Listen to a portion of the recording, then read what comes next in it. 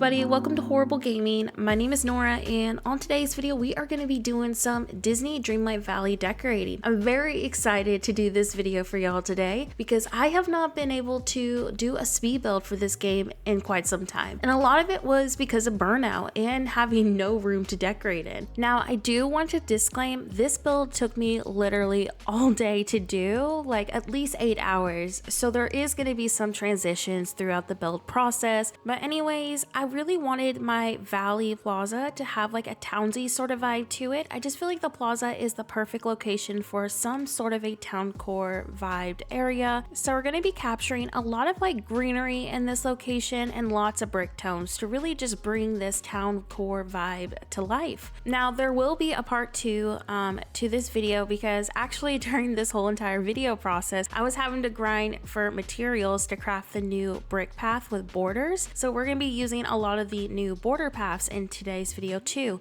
I feel like they're really difficult to use, and so maybe today's video will kind of give you a better idea on how these paths work because they are super funky, but I promise they do work when you do it correctly. Hopefully they make a patch or something to make them a little bit more easier to use, but if they don't, I hope that seeing how I use them today will help you out. Now I'm going for a very symmetrical and kind of a basic layout for my paths today. Usually I do a lot of really fun angles and like curved paths, but since this is a new mechanic that they just added into the game and it's kind of buggy, we're going to do something pretty simple for layout. Now my centerpiece for my town plaza was actually inspired by this really gorgeous Instagram post that I saw. I will have the creator linked in the video's description in case you want to go check them out. I just absolutely loved the simplicity and how it took up a pretty nice amount of space without adding too much clutter in this location, so I'm very excited to add it to the town core plaza that we're going for. So today I did get pretty productive. I was actually able to decorate my player home, and I'm really wanting to add more player homes actually to this location and maybe like theme them to different interiors or something. I think that would be really fun to do. Now I also would love to add the Monsters Inc. brick home to this location too. I just think it would really suit the vibe I'm going for, so hopefully the premium shop will give me it so I can finally add it to my valley. But let me know some other fun ideas you think would look great in the plaza too. We still have the left side to finish up. We were only able to get pretty much all the right side done today. Now as for the plaza rocks framing in the greenery on the corners of that centerpiece, you can totally remove those. That's definitely optional. I just liked that it added a little bit extra detail to my build, but of course if you're trying to make your design space go further, definitely remove them. But now that I have the centerpiece pretty much done for now, we're going to work on my player home, and I really wanted to incorporate this as close to our centerpiece as possible just to really capture this small cozy town vibe. Then I'm going to be framing the side of my house with different kinds of bushes. I'm going to do a mixture of the plaza and peaceful meadow just to do different variations of greenery. And then the second bordered path we're going to be using today is the muddy path, and I am so excited about this because we actually talked about it on my stream last night, how this path and the forest path would look really cute as like raised planters. So I'm kind of going for that vibe in front of the brick fence. And then next we're placing some butterfly flowers kind of spaced out on our planter just to add an extra touch of realism. I do wish we had more color variations of this and just more flowers we could place on top of the paths in general, but we're gonna make it work and just, you know, make it blend as nicely as possible. I will also be editing my house color in the video later. I'm gonna be doing the purple toned one. My main color focus for my whole entire plaza is gonna be yellows and purples with a little bit of hint of white. But of course you can definitely choose a different color scheme. Use whatever makes you feel happy. So now that I have the left side of my house almost decorated, we're gonna add a few more details. I got some stacked books over here. I'm kind of just doing a cute little area for those books with that bike. And now we're at that point during my build where I ran out of my brick path completely, so I was grinding for more additional pieces as I was building for this video. There will be quite a few transitions in the middle of this video today just because I was piecing together footage from all the material grinding I was having to do, but these borders are totally worth the grinding for. I am just so excited about them. I swear I have been complaining on live streams about wanting bordered paths for what feels like months now, so it feels unreal that we actually have these. I just hope to see maybe some angled options in the future, as I feel like it really would help with the item limit and reducing more item clutter that we use to kind of get those curved paths. But I'm still very thankful that we finally have these borders because the paths just look way more finished now. So now I'm gonna go ahead and start decorating Scrooge's. I went ahead and moved him off of the beach. I swear these buildings have been sitting on my beaches for weeks now, so it feels so good to finally get them in an actual spot that's decorated. I have been hating my valley so much just because everything is basically everywhere. We're just really rocking a trash core aesthetic on the valley lately. So it feels great to finally get things organized. Now I'm gonna be doing a really simple centerpiece with the new bordered path over here. This is the muddy path. And I just love this so much, again, just for those raised planters. So we're gonna do a combination of bushes and some flower planters, and then we're gonna be extending the bordered brick path that I'm actually running out of as we speak again during this video. So we're gonna transition to the point where I have all that filled in with the brick path.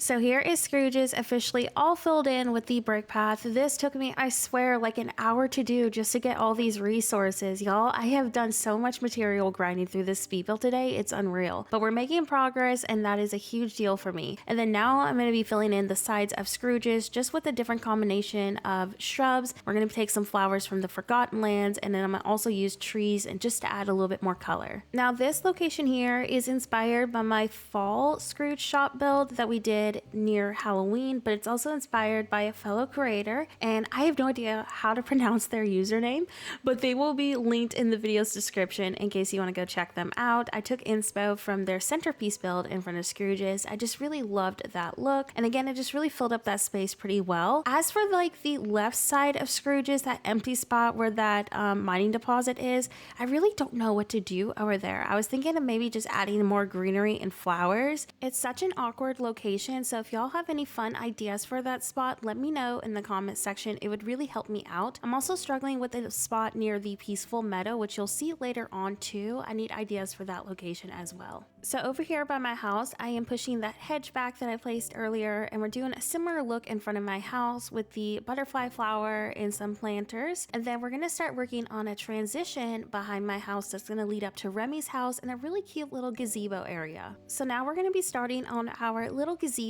garden area, and this is going to be right next to Remy's house, and I'm very excited about this spot. And this location I just fell in love with so much. I'm really excited about it. It turned out way better than I was expecting. I was worried that I wasn't going to be able to transition it well from Remy's because I was kind of squeezing a lot into such a small location, but I'm pretty happy with how this turned out. I feel like this build would work really well for pretty much any filler location really. So I hope y'all love it because I think it's my favorite part of this build today.